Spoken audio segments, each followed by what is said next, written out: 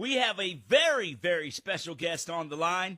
Dr. Umar Johnson is on. Dr. Umar, good morning. Good morning, sir. How are you? All is well. Thanks for having me on. For everybody listening, Dr. Umar's name has been quoted and speeches have been mentioned. He's been talked about on records.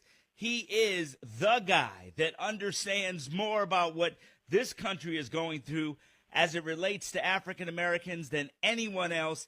And it's Juneteenth. We decided to get you on. How does it feel when you yearly get to talk about the importance of Juneteenth? Juneteenth is very, very important. And although our community has learned that Juneteenth is associated with formerly enslaved Africans in Texas finding out on June 19th, finally, that slavery had ended almost 2 years ago with the Emancipation Proclamation of 1863, what a lot of them don't know is that Juneteenth was as much about black soldiers who showed up, Civil War soldiers who showed up to actually liberate our ancestors from slave masters who refused to let them go. So yes, it was about finding out slavery was over, but it was also about African-American soldiers showing up to liberate our people from slave masters who didn't want to free them. Wow. You know, Dr. Umar, I've always wanted to ask you because, you know, you take time out every year to educate young African Americans, not only about historically black colleges and universities, but you also do tours where you take them to Africa. We find out now, as everything is going on, people are starting to wake up in America, and especially black people, and a lot of them will admit there's a lot that they don't know. What do you say about that? That's true. That's very true, which is why I think the timing is perfect for so many African Americans to start getting interested in Africa, interested in their cultural heritage, their genealogical heritage, and I welcome people to go to Africa. We were just there this past year, but there's no better way to learn about Africa than to actually go there. You know, when I think about it, I think about the fact that you have immigrants and people who have heritage in other countries from all over the world in the United States.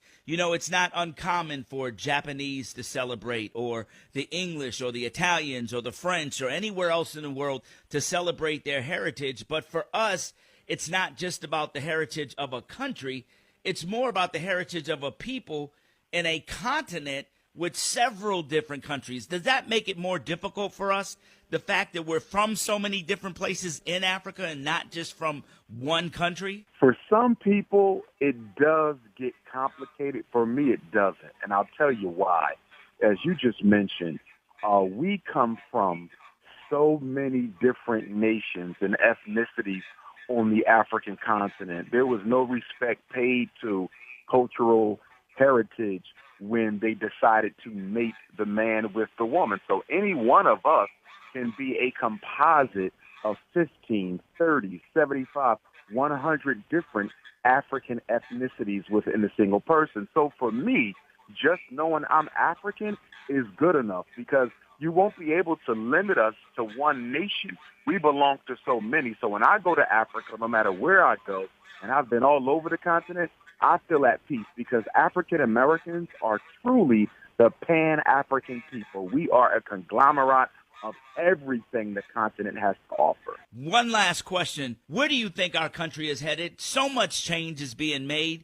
You have companies all over the country that are waking up, companies that are saying we're sorry. We have companies that are now finally understanding and putting money up for the cause. Is this truly a change happening right now in your mind? In my humble opinion, and we appreciate the apologies, but my concern for us as African Americans, we have always been suckers for superficialities.